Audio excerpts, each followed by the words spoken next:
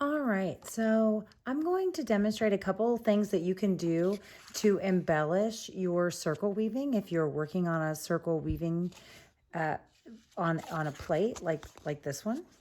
So you've woven the center part of your weaving, and now we're going to add some embellishment. So you can see that I've added some of these little knots to the edge of my warp threads. So I'm just going to show you how to do that. I just cut two pieces of thread about the same, two pieces of yarn about the same length.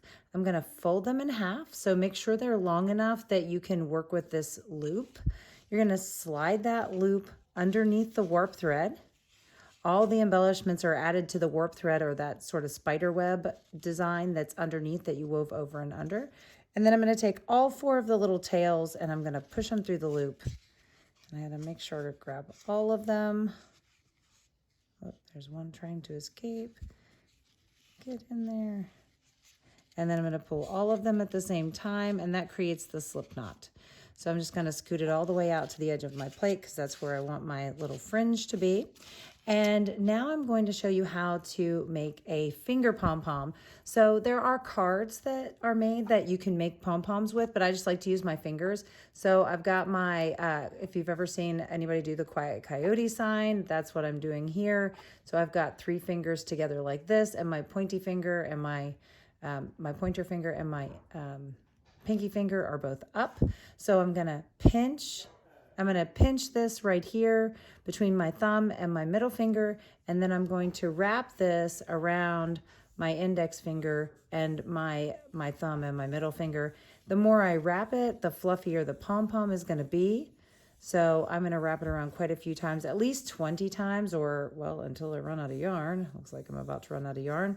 So I'm going to keep wrapping it until I get enough for a tail.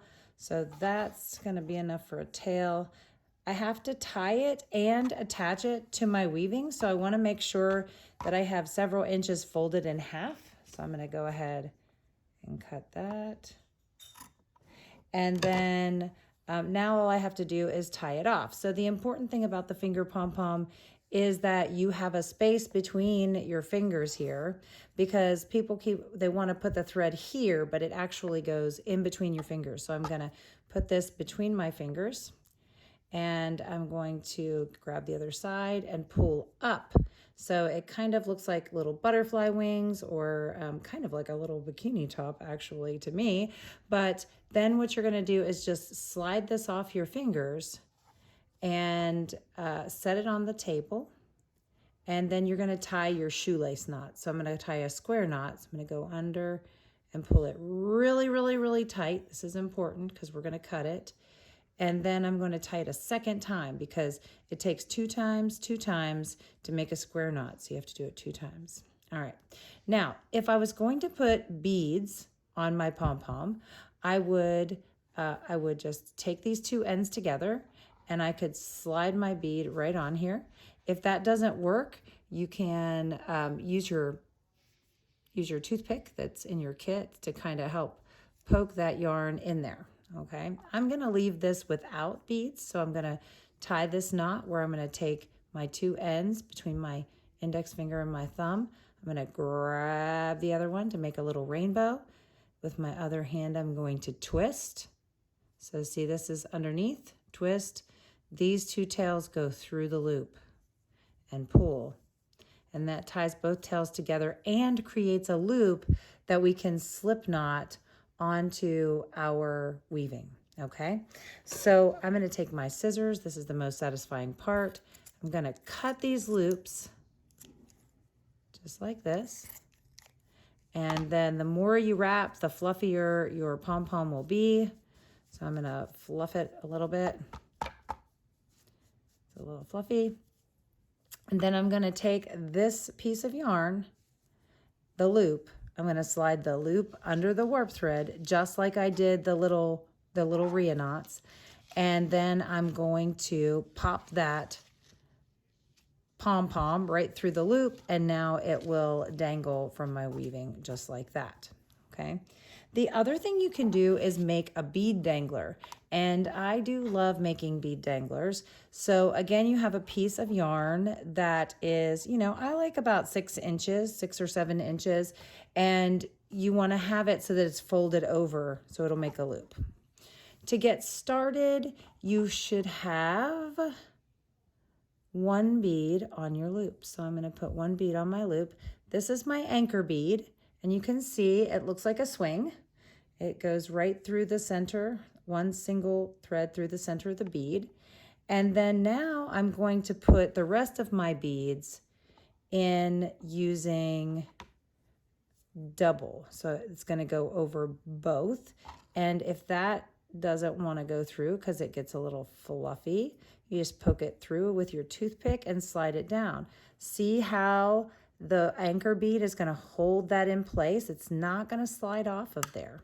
So I'm going to go ahead and do the next one. Let's see, I think I'll do the pink one. I'm going to poke that up through there.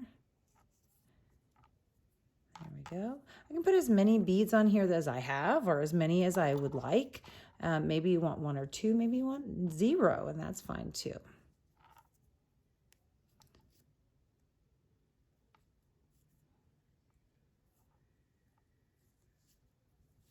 So you can see it's good to have a little extra thread, because the more beads you poke, the shaggier the edge gets. So I'm going to just twist this up a little bit, put this one last bead on here.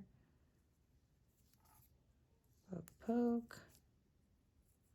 If you have an extra long hanger when you're doing this, you can always trim that off, but I didn't leave a lot of extra room on here. I would usually add more, but for demonstration purposes, you get the idea. You can add as many beads as you like. At the end, I have to leave myself enough room to tie it, so I'm going to do that knot again where I make the little rainbow, give it a twist, take it over the top and through the loop, pull the tail, and then to add it to my weaving, it's going to be that slip knot.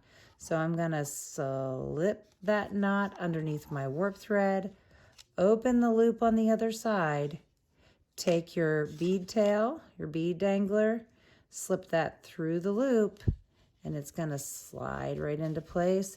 And now I can have these pom-pom and bead danglers hanging off of my weaving just like that.